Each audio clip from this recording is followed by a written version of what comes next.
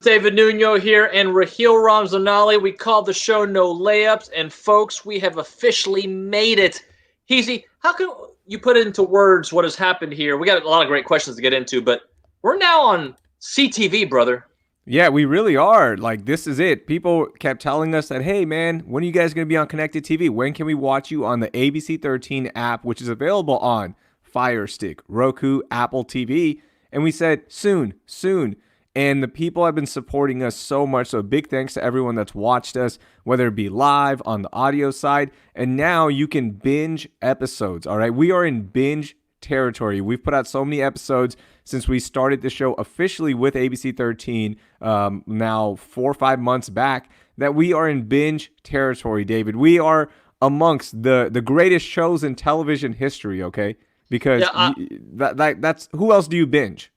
I mean, if you want to find out what life was like pre-COVID, during COVID, post-COVID, you want to follow the journey with athletes and analysis about stuff, you can watch and not know how the Astros playoff series is going to end, right? You kind of think you know, but go back to us when we were talking about it back in April. We had the insight, my friend. Yeah, we were the first, man. And you can track all of our takes, our opinions, and then as you put on Twitter, dogs barking, kids in the background. It's so cool. One day, here's the ideal situation for this show.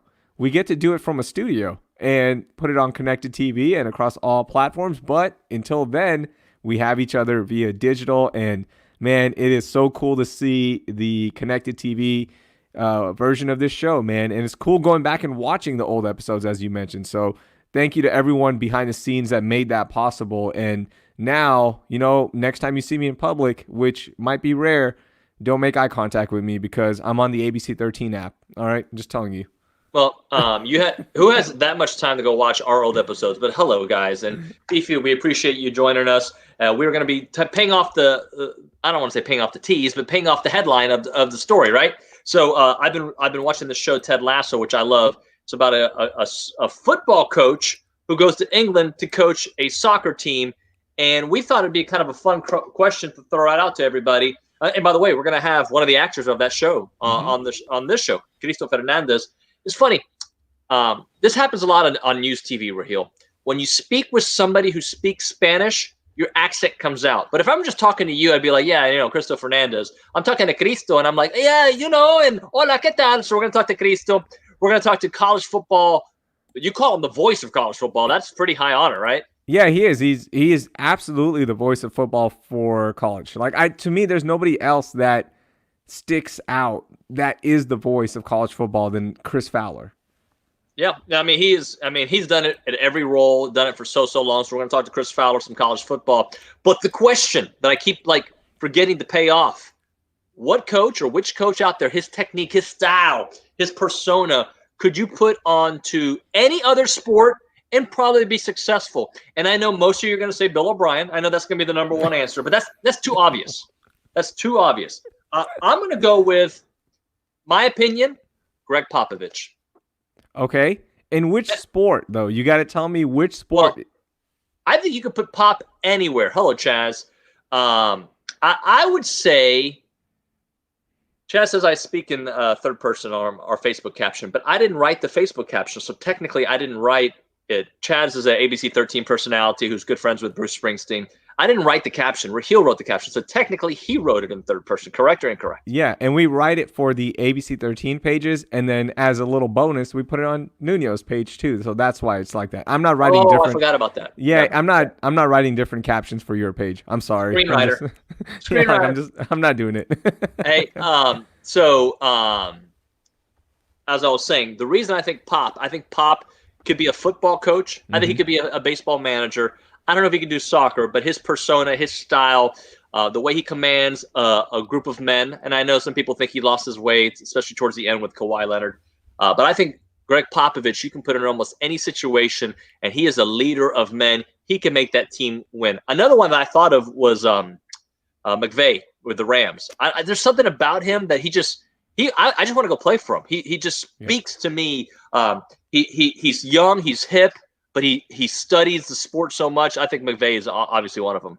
I would love to see Sean McVay, and that was going to be my pick, to go overseas and manage a soccer club, right? Whether it be in the Premier League, La Liga, wherever it is, right? Because there's so many different personalities. There's so many different ways to tweak the personalities in the locker room, not necessarily the gameplay, right? Like you can get people to do that for you as well. But to manage it on a stage like that, because we think the NFL is the biggest thing, right? It's not even close to the coverage that some of the biggest soccer clubs get in the media. How do you manage personalities? How do you manage the egos that come with it? And I think Sean McVay would be fantastic in soccer. Another one that I would love to see is Bill Belichick managing a baseball team. I don't know why, but I think it'd be such a good fit, whether it be, strategically, how he decides to use certain players or how he's going to manage within the game itself. But I think he'd be really good, and I think his personality would be perfect for the dry sport that is baseball. Yeah, those are all good ones. I'm going to give some people some props here on the Facebook show. Fountain says Pat Summit, thoughts and prayers. We she was fantastic. I got to cover her once. Just a phenomenal coach. Just what she did for the sport. Mike Tomlin, PJ, my man, PJ, the first on the scene when my daughter had her accident back in the day. A dear friend of mine. He says Mike Tomlin. Mike Tomlin, absolutely easy. I love Mike Tomlin. And can I just throw this out there? Why do I don't know why that one popped up. Why do I get a funny feeling every time I hear the name Mike Eric Bieniemy? Every time I'm like, oh, really? Eric Bieniemy's doing good. Wonder why. He's not coming here, right? And it's so weird that he didn't get a job. Like he should have absolutely gotten it. And there's other factors at play that people don't talk about. Like he couldn't interview for a job because the Chiefs were making such a deep run into the playoffs and winning the Super Bowl ultimately that, some teams didn't have roles left. Like they filled that position. And I hope he gets a fair shot at this. And I wish the Texans would have brought him in last year, but that's not going to happen. I think with Eric Bieniemy, there might be a little shaked agreement on, hey, look, I might only have a couple of years left and this is yours, because Patrick Mahomes is going to be here for 10 years, kind of like Josh McDaniels and Bill Belichick. Hey, this is yours. When I'm done, and that time might be soon, this is all yours. Wouldn't you wait 2 years if you had the guarantee of Mahomes waiting for you as well for another 8 years to coach him? I don't know if I'm waiting 2 years because you're not promised anything, But that being said, a couple weeks ago, I put Deshaun in a step below, but you can make an argument. No, you can't, man. It's no. Patrick Mahomes and everybody else. Lamar, not there. Deshaun, not there. Doesn't mean they can't get there with the right coaching, the right situation, the right players around him. But just when I watch Patrick Mahomes play, the way he picks up blitzes, the way he commands his team, and just there's something about him, man.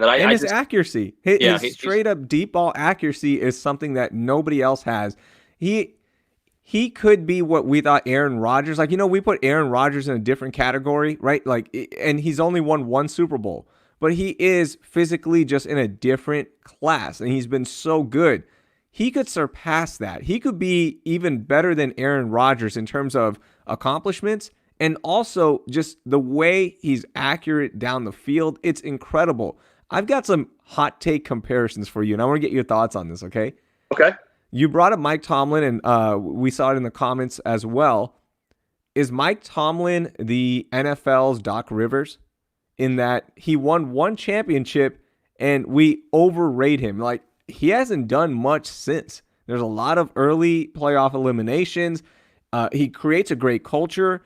He has done a great job in terms of keeping his team there, but they've never won a championship, and now it's almost a decade.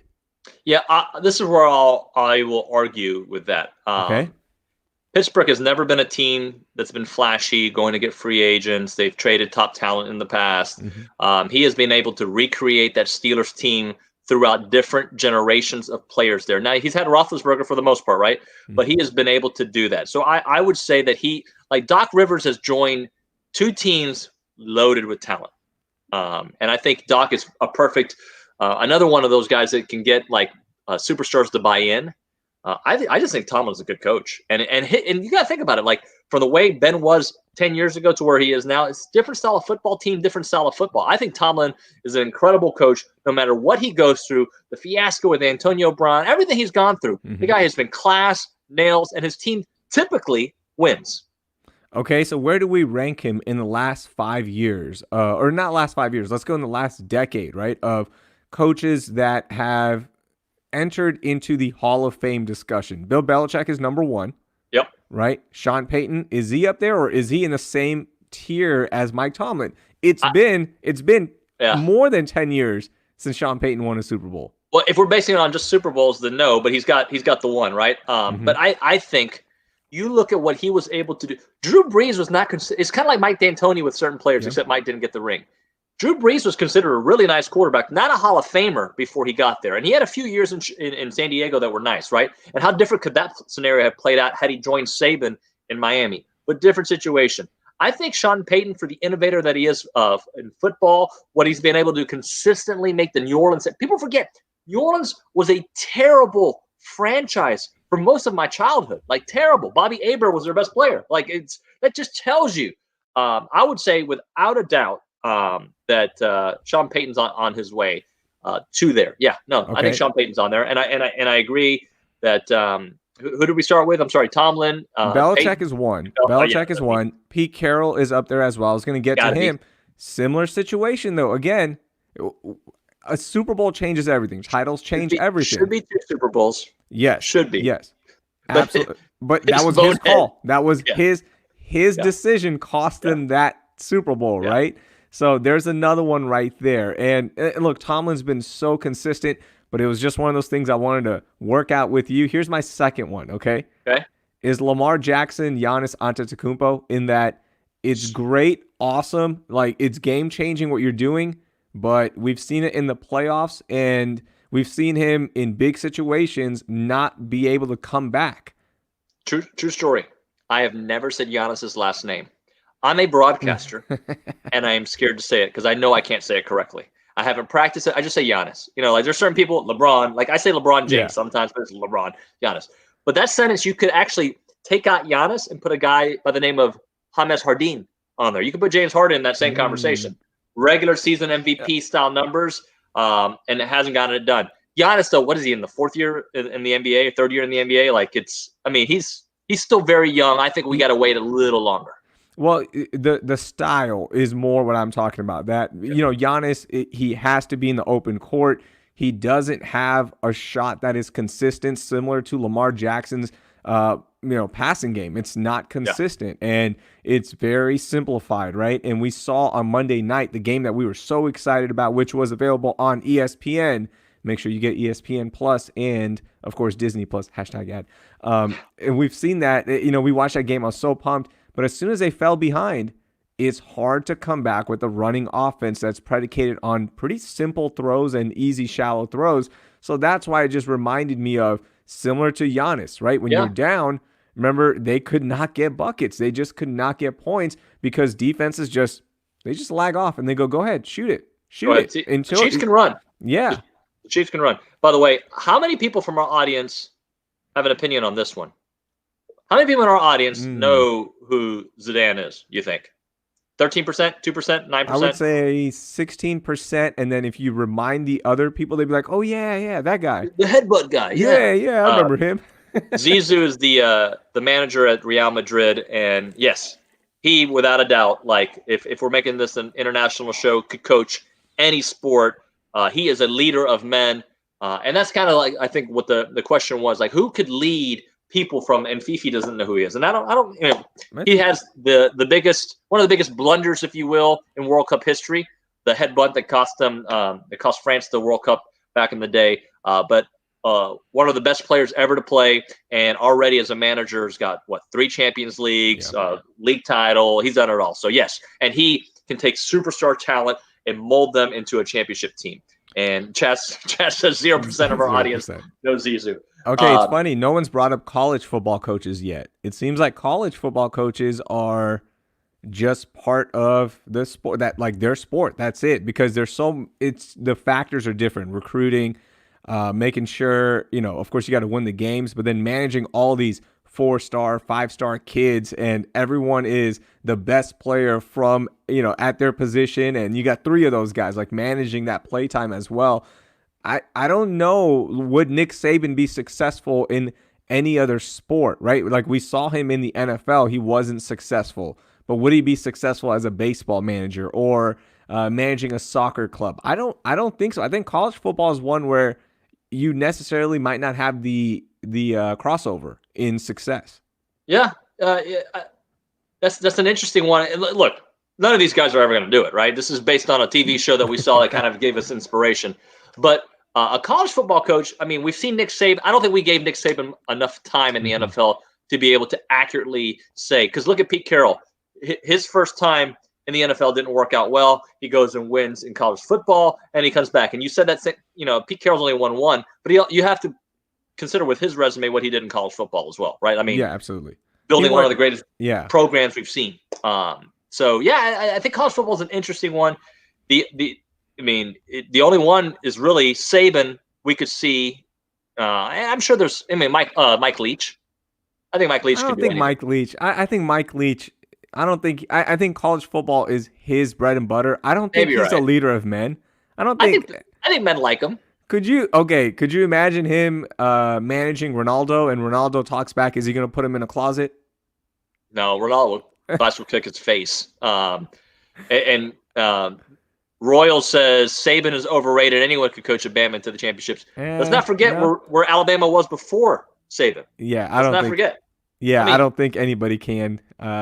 Saban is really good at what he does. He's by far the greatest college football coach. So let's won at LSU that hadn't won in forever. Yeah, he leaves, goes to Alabama, and turns Alabama back to what Alabama should be and has been in the past. Yeah. Had Texas gotten Alabama, it hurts me to say. Had Texas gotten Saban, they would have won a couple national championships when there was a possibility. And we'll see about the rest of the coaches. And we're bringing up college football because this weekend we do have a big game that I think Alabama, as an Aggie, if we see what we saw from A&M this past weekend against Vanderbilt, Alabama might score what Oklahoma did a couple years back, 77 points. And because that Aggie team did not look ready to play. Jimbo Fisher was not excited. And Bama's just a well-oiled machine, man. They're just on a different level. Yeah, and you saw a difference, right? And I'm gonna bring up my team, Sam Ehlinger and Texas, what they did with Texas Tech. It was a pitiful game, right? You fall behind, you give up that many points to Texas Tech, but they still got the win, and so did the Aggies, right? But there were key plays when you look at the Aggies trying to run the ball and run out clock. What happens? Kellen Mond fumbles and gives Vanderbilt one more try. Right, and you're a senior quarterback. So we've seen the development of Kellen Mond when he first got in with the program, and people were so excited, and rightfully so. He looked so good. And now it's almost like you look at it 3 years later, and he hasn't taken the step that everyone wants him to and everyone is thinking he will. And then you look at Sam Ehlinger, who started, and you're like, wow, there's something there, and he has taken those steps. And again, it's Texas Tech. I get it. But he made the plays to win the game. As a senior quarterback, that is what is expected of you, and you just get the W and get out of town, and that's what he did. But had one of those passes or something that Texas Tech did different, we'd be having a completely different conversation. Absolutely. The W, he says he could debate the Saban issue, but it's working out. Okay, I get it. I mean, look, you can make an argument out of anything, though, right? Like, I don't know. Give me something. I'll argue it. Give me the topic, Raheel. Let's see if we can do this. Food is not necessary for the human body. No, you can drink water. I mean, you can juice. Like, why would you need food? I mean, if you just drink water all day and juice, you're fine. No, you don't need food. Well, juice counts as food. It has nutrients in it. Not the way I do it. I juice it. You do, yeah, but the juice is still. You juice the nutrients out. You just put flavor in there. No, I'm just saying. You said like food. Food is overrated. You can totally go juice, and you can totally go water. Okay. Every human should be able to breathe. I mean, out of your nose? Maybe not. I've been stuffed up my whole life. See, what I'm saying is you could find a way to make the numbers fit your point. Like, I breathe out of my mouth all the time. I've got a, what do you call it, deviated septum system as a child. Breathing out of your nose is overrated. You can just get used to breathing out of your mouth. Can we give some love to our Houston Astros? They did the unthinkable, went into Minneapolis as underdogs, and And guess what? They won that series. And Carlos Correa, look, I love the passion. I love the heat that he threw at everybody. And if you guys missed that, you saw it on David's Instagram page as well as Twitter, the quote that he had afterwards where he's just throwing shade at everybody, which is awesome. But you just want a wild card series. Like let's wait until you get to a championship series before we start throwing shade. I don't want to be one of the people in the hater department. I think there's zero chance to get to a championship this year. But I think they went and Carlos illustrated it as perfect as you could. They went to a place where Minnesota hadn't lost back-to-back games the entire year. Mm-hmm. I think they had the second best record at home in all of baseball, 24-7. Okay, and they went and won 2 games. Okay, a team that all their team is gone. Like, I mean, if you want to say from last year, just from this year. Like, I'm not even talking about the Garrett Coles of the world that left and went to New York. I'm talking about this year's team. No Verlander. Okay, no Jordan. No Jordan. Yeah. I mean, just you're talking about a huge and a team that really has lost it here. And maybe Carlos is speaking to Jose Altuve when he says that and speaking to the rest of the team like, hey, we're still the freaking Astros. Let's go. Like, you have to beat us. Now, and I think, at least with Carlos, swag goes a long way. Yeah. And here's the other thing. Here's my thought on the Astros, right? Everyone was so disappointed with the regular season. As you mentioned, there were multiple season-ending injuries. There were injuries throughout the stretch of the season with Bregman, with Brantley as well, where they weren't there enough, right, to like really get this going. And then there's also the fact that this team has been to 3 straight ALCSs. They've been to 2 out of 3 World Series. We've seen this in other sports, right? When you get used to playing at the highest level, when you get that high, the regular season doesn't mean anything. The regular season is one thing. Just get into the playoffs, and then you get your juices going. Then you get going, right? Remember the Warriors? They weren't the number 1 seed a few times, right? Look at the Patriots. They aren't always a number 1 seed. They just want to get into the dance, right? And just go from there, because sometimes it gets kind of old. It gets old just playing games that are meaningless, right? Yep. It's not until like you get that, okay, now we get to play, that maybe there was some of that as well. Can I give you the worst take of the day? Mm-hmm. I mean, and I hope he's still listening.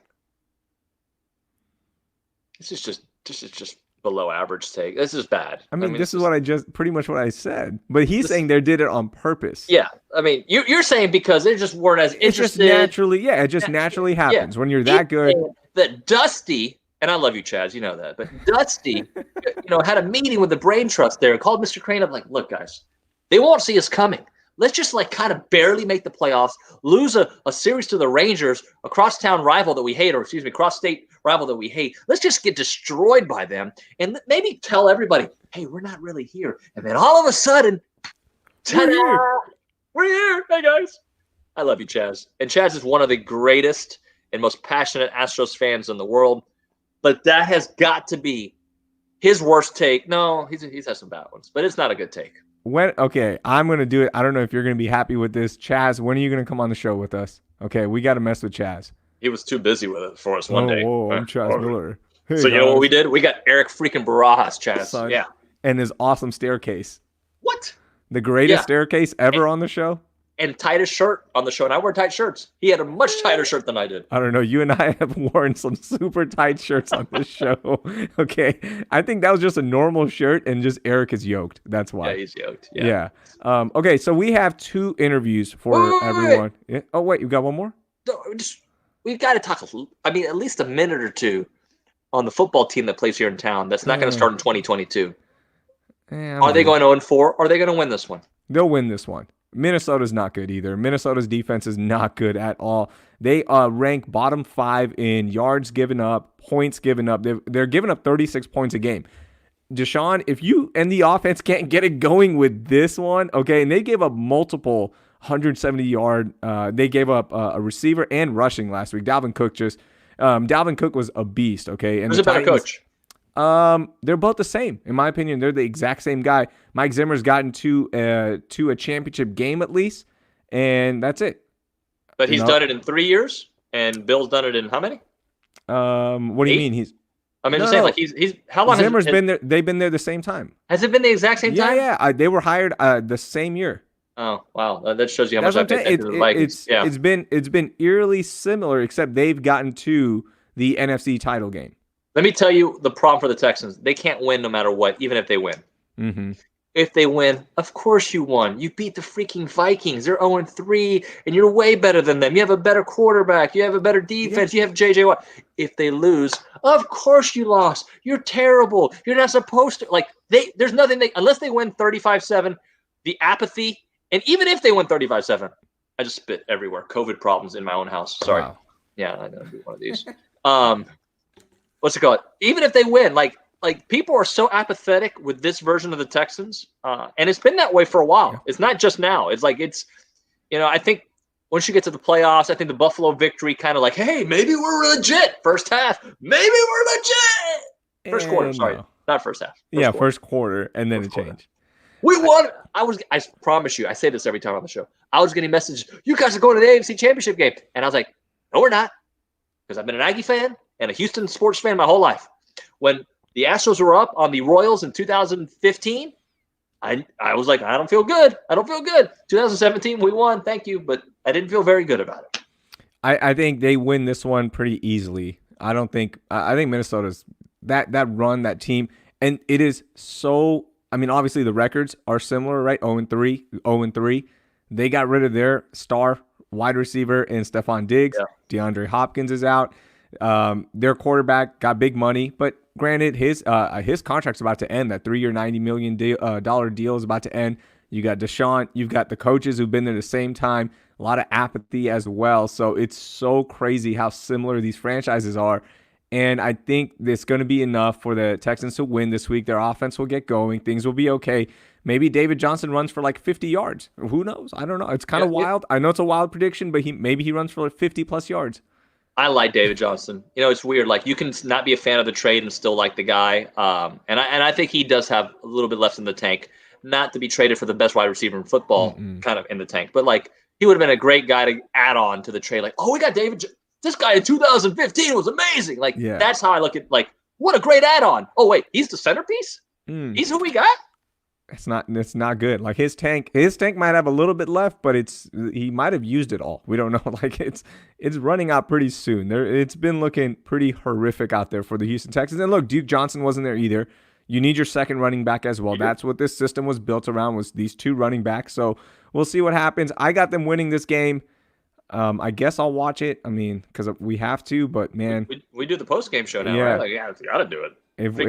If we didn't have to watch it, I probably wouldn't watch it. I'm not that excited about this season anymore. Yeah, you just lost a lot of our audience. Thanks, Raheel. I want to watch it. I want to watch every second of it. I don't want to watch it on DVR, and I want to slow it down. Look, the world is better when the Texans matter, regardless if it's fake good or not, right? Like, sure, but it's hard. Like, this team isn't that good, and frankly, Bill O'Brien has wiped away a lot of fans.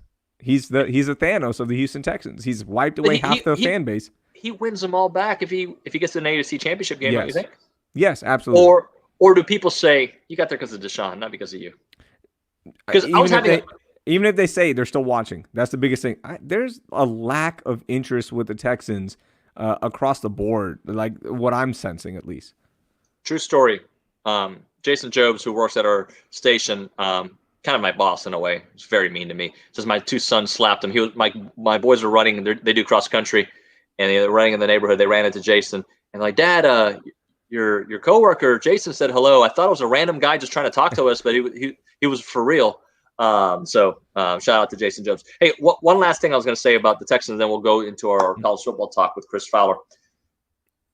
I was talking to somebody close to the team yesterday, and they were giving me the reason for optimism. They're like, dude, if you just looked at his resume, if you looked at Bill O'Brien's resume, and you saw the AFC titles, you saw winning with Brian Hoyer, winning with Brock Osweiler, and of course with Deshaun Watson, you would say this guy's not bad. He's not Bill Belichick, but this guy is capable of something. Mm-hmm. But I feel like those days are so far removed. Like that roof, here's that roof. Okay, you went over it, but you're still here. Like, yeah, you did really good with average quarterbacks in a very down AFC South. Yeah. It's not a down AFC South anymore.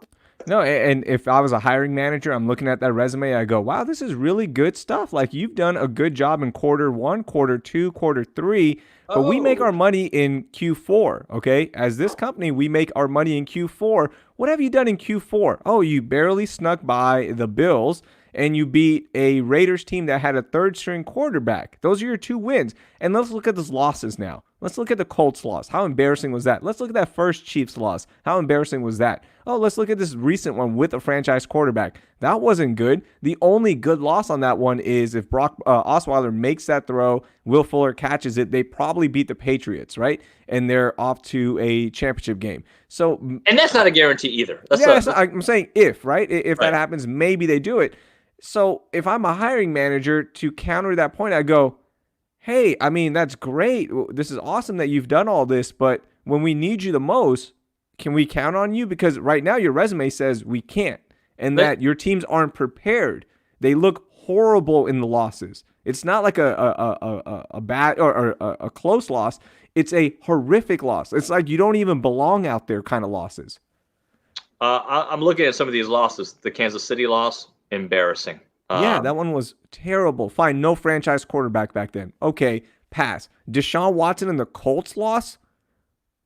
That one was terrible. That one you could that game not was get over at the half. Even though the score doesn't look as bad, the game was over at the half. And then you went, and then with one of your deepest teams, right, with all the weapons and everything, 51-7. You got outscored 51-7. So me as a hiring manager, I go, you know what? I'm good. I'll look for somebody else in this position. Let's not forget they were up 24-0 though, Raheel. Let's not forget that. That's part of the story. Yeah, that's 1/4 of the game. The rest of the 3/4 of the game, the majority of the game, it was not close. They looked outmatched again. At least they went for it on fourth once.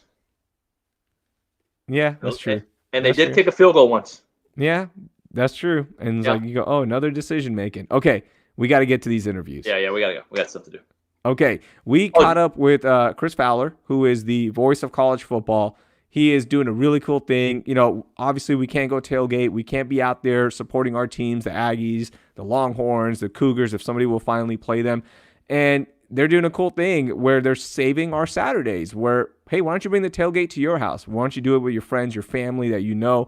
And let's continue the tradition, the fun of college football. And we had a chance to catch up with him. And David, talk for a second. I'm going to I'm not going to talk right. I'm going to make you look very awkward on the show. See, when I clap, you're going to see me in a different shirt. Boom. All right, we're here with legendary broadcaster Chris Fowler here talking about college football Saturdays, teaming up with Dos Equis. And Chris, I'll tell you, man, this pandemic has really changed the way we view our sporting events. Just talk to me a little bit about what you're doing and what Dos Equis is doing for this weekend and the rest of the college football season. Well, this year is about being adaptable, right? Flexible for all of us in so many ways. And it includes college football. The games are back on the field. You can't have the same tailgating experience outside the stadiums, right? And that's such an important part of the sport. It's a fabric of it. So Dos Equis' idea is to save our Saturdays, tailgate anything, anytime, and still celebrate what there is to be celebrated, which is people coming together that you trust and you love and getting ready for big events. So you can tailgate in your backyard before you watch the game on TV. Why punt on fun these fall Saturdays? And if you text SOS for Save Our Saturdays to 77000, you can win all kinds of interesting prizes to make your tailgate more fun. And let's be grateful for what we have. And when we get back to normal, we can move the tailgating back to the stadium. But in the meantime, we can still have fun. Now, is there a fan base that you want to go hang out with while they're saving their Saturdays? Because I need to know. You've been all around. You've covered so many different games and been around so many different fan bases. Which one are you taking for a chance to save with on Saturday? The ones that feed me well, right? The ones that have good food. That's a part of tailgating. I mean, what immediately comes to mind is the Cajun food down at LSU's tailgate. I mean, that comes to mind. I mean, I think that you can go to the heart of the Big Ten and have the brats, and you can't worry about counting calories when you're eating tailgate food, right? That's out the window. You just sort of, grabbing whatever you can. But I tailgated more than you think. I mean, I couldn't tailgate if I had responsibilities calling a game, but I would get off the set on game day, take off the tie, put on a T-shirt, put on a hat, sunglasses. I would mingle around, whether it was in Alabama or Penn State or Washington, or they tailgate on boats and jump from boat to boat. I mean, that's a lot of fun. And I've had some very memorable Saturdays, more than you might think, while still doing my job, but also enjoying the fun with the fans. Hey, Chris, he's a Longhorn. I'm an Aggie, so we didn't mention that fan base. That being said, what did you make of this past weekend, man? Well, we can start here locally in Texas, but like Texas has come back against Texas Tech, and the Aggies really struggling with Vandy. Yeah, I mean, that game in Lubbock was wild. That reminded me of the game that didn't go well for Texas fans, which was the Michael Crabtree late touchdown to beat Texas when both teams, I think, were ranked in the top 5. This went the other way for Texas fans, but Sam Ehlinger did one of those things, man. You could write a movie about that game, right? Just deciding that his team wasn't going to lose and rallying from 15 down in the last 3 minutes, winning it in overtime. And I think what you have to remember is that in this season, every game has heightened importance, which means there's less margin for error. If Texas loses that game, as Oklahoma did, so you didn't bring up the Oklahoma loss, but that's a fun thing for Texas fans, and a stinging loss for Oklahoma to blow a big lead against Kansas State. I mean, it matters. You got to convince the committee you're one of the 4 best teams, and there's less data to go on. It's going to be more subjective than ever. So winning the games, playing to your standard, and Texas is going to want to look better than they did in Lubbock. I mean, quickly, because, there's no guarantees even for the champion of the Big 12. But yeah, I mean, and the Aggies, I know the Aggies, that wasn't the kind of game they wanted to have. You better upgrade very quickly. You better play a lot better immediately, right? You know who got next on the schedule, right? So, visiting Alabama is no picnic. And I think that A&M with Kellen Mond wasn't as dynamic offensively as you'd expect him to be, letting Vanderbilt hang around to the very last minute. But I think that, they'll look for a big improvement for week 2, and they'll need to have one to hang with the Tide for sure. It's going to be interesting because of everything you mentioned, the margin of error, the conferences having different amount of games, and the way schedules break out. An all SEC schedule is tough. And, me being a Big 12 honk that I am because I'm a UT guy, I also understand that there might be a 2-loss SEC team that could jump a Big 12 team because of how hard those schedules are going to be. With all that being said, what do you think the Final Four is going to look like in terms of conferences and the actual teams, if you have a prediction right now? A 2-loss team is going to be difficult, I think. I mean, is it possible? Okay. If there's one league that 2-loss team could come out of, it would be the SEC. But you got Clemson's team rolling through the ACC. They'd be fully expected to be in that bracket. I think you're going to have a Big 10 team in there, whether it's Ohio State or Michigan or Wisconsin or Penn State. And then, does the SEC get the other 2? Does the Big 12 get one of those teams? Is Oregon going to be considered seriously? Let's say the Ducks run the table. It's only 7 games, but they look really good doing it. I mean, I wouldn't want to be in that committee's position. I think it'd be very, very tough, for example, to pick a 2-loss SEC team, 2 losses in a shortened schedule and get in there. I don't know. I think to me, that doesn't seem likely. But anything is possible if Clemson stumbles, if the Big 10 doesn't have an undefeated champion. I mean, there's a lot of variables. We haven't even seen 2 of the Power 5 play yet. So looking forward to it. It's weird. It's a weird kind of staggered start to the season, right? It was great to have the SEC involved, and I can't wait to see what happens in the next few weeks there. I got Auburn at Georgia, which is a really interesting game. Both teams won, but both teams had some rough patches in those games. Yeah. And we'll continue to get more answers as this crazy season unfolds. Hey, Chris, I got to talk a little bit about Mike Leach real quick. He deserves his props no matter what stop he's at. But how nice was it to see him back doing what Mike Leach does? Yeah, I mean, I think it's interesting. I mean, I don't root for teams or coaches, but I think there were a lot of skeptics in that league about Leach's offense when he was at Texas Tech, and for sure when he was at Washington State, saying, yeah, but you put that against an SEC defense that can man you up, that can jam your receivers, throw your timing off. Hello, 623 yards in game 1 of that system. I know LSU's got to rebuild their defense. Let's be real about that too.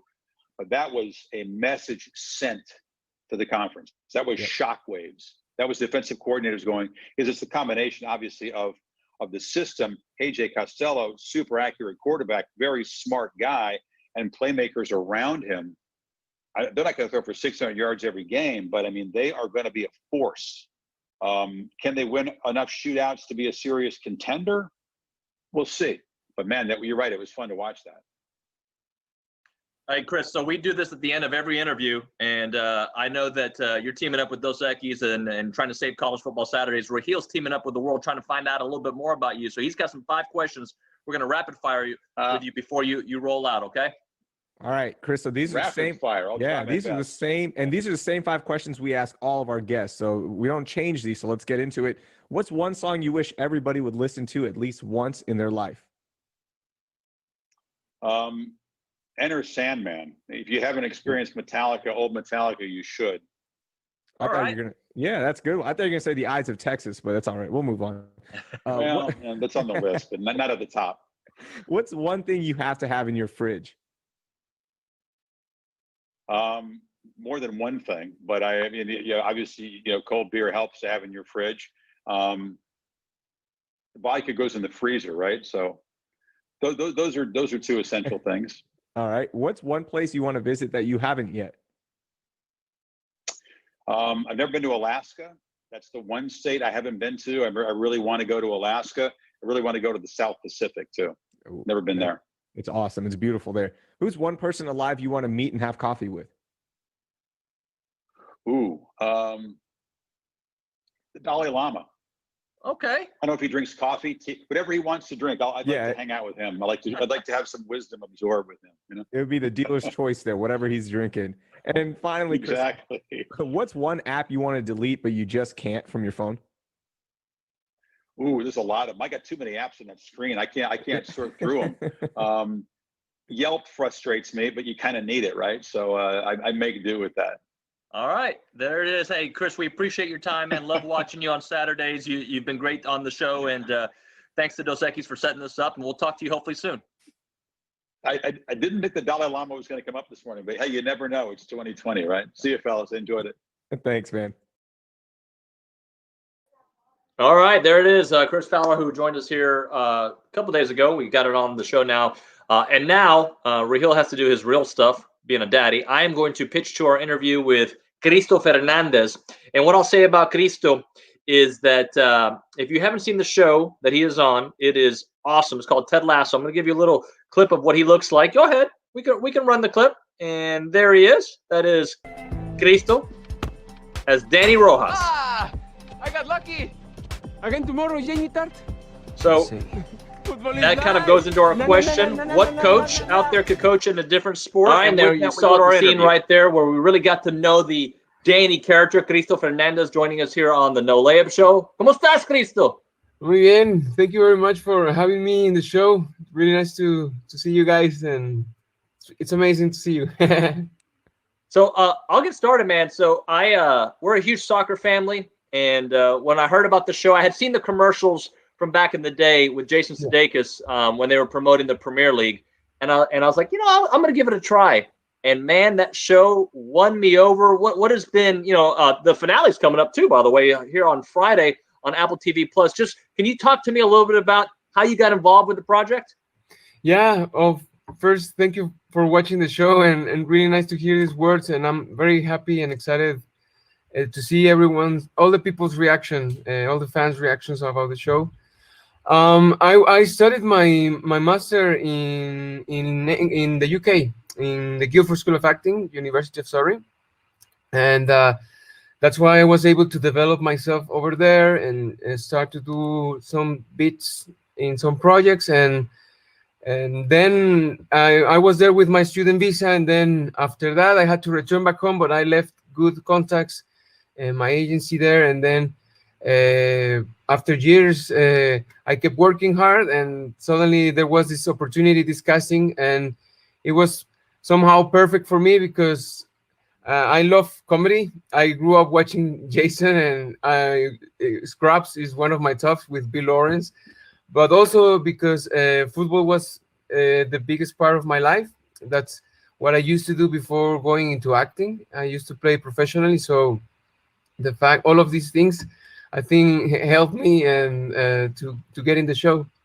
You know, there's a lot of people that might not believe in karma or the stars lining up, but this really is something along those lines of karma, stars lining up, the perfect opportunity that you studied acting. You were there in the UK, which is huge, right? Because the project is over there.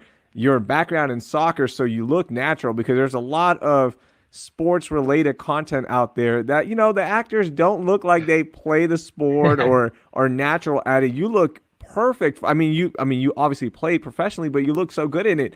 Was that just one of those things where it all lined up? It's perfect, and you just count your blessings now? Yeah, pretty much. Just it was a dream come true, and in Spanish we say like a revancha, personal for me, which is like, yeah, I play professionally, and that was the only thing I did, and then the injuries happened, and then I had to change my objectives and goals in life. Also, my new passion in acting and filmmaking, and then so for me it was like fulfilling many dreams. Not the new ones with acting and film, but also football, and what best possible way to do it, like in a show like this with these amazing people. So yeah, that's why. And also, I think one thing I appreciate is that there are many shows that you say that somehow they go for the sports, but they don't do it like properly. But here they push it so that it looked as realistic and professional as possible in terms of a Premier League football team. So Yeah. So are you shooting your own soccer scenes because you have the background, or are they bringing in some they're bringing in some stunt guys? I can probably say that everything you see that Danny Rojas does, I did it. So Wow, there you go. hopefully it will stay like that, because they trust me, and they knew my background, and they knew I could do it, so they let me do it. Also, they one thing I really appreciate, not only in the football aspect but as a general, is that Jason and Bill and everyone, people in charge, were always open to listen to us. So rather than telling you we're gonna do these dribblings or you're gonna do this, they were like, "What do you think you could do, or what do you think can fit?" And I was like, "Oh, why not I try this?" And then they look at it and then, "Oh yeah, cool." Yeah. So I've done some research, and I found out, and we can obviously see it here on the show, you're a very happy-go-lucky guy. So how similar is Cristo to Danny Rojas? Oh, I think a lot. I think Danny Rojas is my version, but without getting angry. Like anyone else, sometimes I get angry, but so far Danny Rojas hasn't, and I am very grateful with everyone there. They let me gave so much to the character. The fact that in my very first lines are, "Thank you very much for the opportunity." So that's literally not Danny, but just also me, saying those things, and also right there I say, I am from Guadalajara, and also I am from Guadalajara, and then when there is this scene later on that we all bring something to the fire and to get rid of the curse, and I brought a mezcal. That's what I would have brought as well. So there are lots of similarities to me and Danny Rojas. So Yeah. give me the timeline. When did you guys start filming on this? Was this was before COVID, right? Yeah, definitely. This was Okay. 2019. Okay. I first knew about the project like in June, something like that, and then funny enough, Danny Rojas wasn't going to be Danny Rojas. It was going to be an Icelandic man named Gunnar. So when I first arrived on set, they called me Gunnar, and I was like, "Oh well, I think if I have to play an Icelandic man, I need more preparation." Yeah. But then I arrived on ending of August, and the people had already been shooting for almost 2 months. Yeah. So also I'm very happy and grateful with them, because they welcomed me so well. They made me feel part of the team immediately, and that helped me give my best as myself and give the best as Danny Rojas. Cristo, so you lived there in London for a little bit. Obviously, you're a soccer fan. So are you a Man U guy? Are you a Tottenham guy? I'm sure you got your team in Mexico. I'm sure you got your team in Spain. Who are your teams? Well, here in Mexico, in my professional team where I played was Estudiantes Tecos. of Guadalajara. I don't know if you guys have heard, but the most popular one is Chivas of Guadalajara, which I am a big fan of. And in England, I support. Well, right now there is a Mexican, Raúl Jiménez, in Wolverhampton, and I support him. But I also, one of my top has been Chicharito. I admire him. He's from Guadalajara too, and I admire him as a person and his mentality. And my team in Spain, I reckon, is Real Madrid. I think. Good Oh, answer. no. Good Oh, no. answer.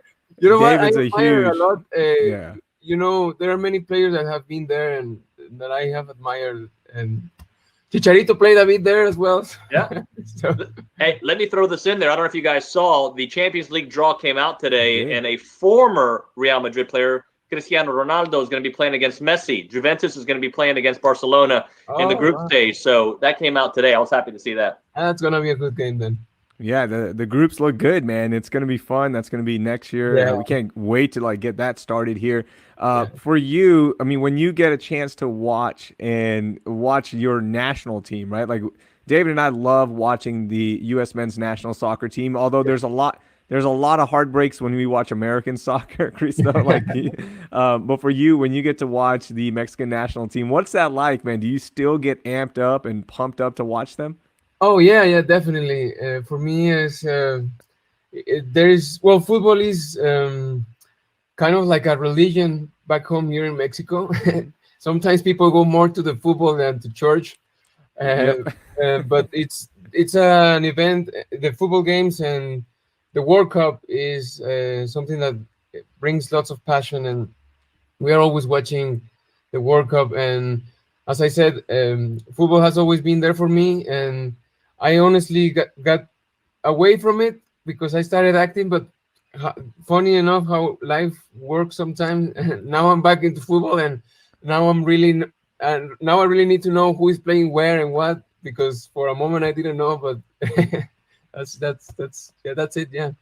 What about acting in this COVID era now? I mean, how are you going? I mean, are you doing everything, tryouts or auditions on Zoom? Like, how's it working as an actor in this COVID-19 world we're living in? Well, it's been bad, but mostly good, because there were opportunities and projects that were going to happen, and they got postponed or canceled, whatever. But for me, mainly the castings I've been doing right now are online, now that things are getting back again. But for me, it also has been an opportunity to develop my personal projects. I'm developing my film company, and I've been for the last 5 years shooting lots of short films that I think has been one of the reasons that has helped me to get the opportunities I have now. And right now I'm finishing some scripts. Right now I'm thinking of producing one at the end of the year. Here in Guadalajara, I don't think it's as hard as it is in other countries, like or cities like London or LA or New York. So I think we're lucky that way. We're taking all the precautions as well, but I don't think it's as hard, and hopefully things are getting better and better. But so far, yeah, it's because of online things, and right now I'm working on more in the table stuff, like the pre-production stuff and those things. That's really cool, man, that you are interested in all aspects of it. I was seeing that you have your own company that you're starting, and you've been doing a lot of directing as well. Does that help you as an actor when you have the background of being able to direct, being able to produce, understanding the writing behind it as well, being so well-rounded? Does that help you on screen? Yeah, I definitely think so. It helps me as an actor and to appreciate everyone's job on set. I know that the guy who's doing the sound, I was there. The continuity, I was there. I've been doing all kind of roles, and helps me understand everything around me, and also it helps me as an actor. And as an actor and artist, I always encourage other people and friends to be someone who is proactive. I'm not waiting until the opportunity happens for me. I try to create them. And in acting, that's a way I can do it, by doing my little short films according to my circumstances, and that has helped me to. For example, there was a lot of comedy in my reel, and it was all from short films that I did. Oh, wow. And I think, and they told me those were things I saw, and yeah, so that's one thing I always encourage others, because if, as an actor, you're always there in the critics of everyone saying your hair is too long, you are not that tall or short or fat or slim, whatever. So 100 castings, you get one. Your hopes can go away in the 99, but for me, it's all about doing the audition the best possible way. Works, cool. Doesn't work, I'm thinking of my short film I'm going to shoot next month, or my film I'm going to try to create with my team later on. So, yeah. That's Cristo, positive. Cristo, Raheel has these questions that he asks all of our guests, and they're hard, okay? So he's going to bring them to you right now. All right, okay. All right, Cristo Fernandez, here we go. It's the same 5 questions we ask every single guest. We don't change these at all. Number 1, what is one song you wish everybody would listen to at least once in their life? Jesus Christ. One song the song of my hometown, it's a mariachi one, is Guadalajara, Guadalajara. All right. And it always goes with some tequila, so it's fun guaranteed. Okay, perfect. Okay, what's one thing you have to have in your fridge at all times? Well, I always have chicken. Well, my diet: chicken, eggs. I have always tunas, lots of rice, and I always have beers. I love beers. Just a couple. I like them. Tecates are my favorite. You gotta have them. Right? And apparently also tequila too. So we've got tequila that. Too, yeah. What's one place you want to visit that you haven't yet? One place that I haven't visited. Oh wow. Well, just recently, the first thing that comes to my mind, Cuba. I haven't been to Cuba. Friends have been there, and I'm a bit jealous. Hopefully, one day I will be there. Hey, Cristo, my family's Cuban. I've never been either. So one day, maybe I'll see you having a café cubano there one day. Yeah. That would be cool. I don't know. I think we just created a new travel show, guys, where where a Pakistani, a Mexican, and a Cuban American go travel the world. I mean, can you be right? Like, that is diversity right there. Travel is life. Exactly, diversity is life. Okay, number 4, who's one person alive you want to meet and have coffee with? Oh, Guillermo del Toro. I admire him a lot. He's from my hometown. Yep. Yeah, I admire his work and what he's doing. Yeah, he's awesome. He's awesome. So awesome. Like, his career has, transformed and adjusted, and he's adapted, man. It's so much fun to watch. He's a great actor. Yeah. All right, number 5, what's one app on your phone you want to delete but you just can't? Well, so I think sometimes Instagram, I mean, it's good. Social media are good, are necessary, I think, because of what we do. But sometimes I have enough. Like my cell phone broke a month ago, and I was like, oh my God. But you know what? It was also a relief. Right? But it's nice to get a break from it all. Yeah. Hey, Cristo, man, big fan of what you did on the show. We're looking forward to the finale, and your personality. It's similar to Danny, but yes, maybe you got that mean streak too. Can you drop us a Football is Life before we go? Football is life. Love it, my man. Hey, thank you so much for joining us, and I hope to catch up again here maybe before season 2. Cool. I'll be more than happy. Let me know. We keep in touch, and thank you, David. Thank you, Raheel, and thank you to everyone who's watching for the support.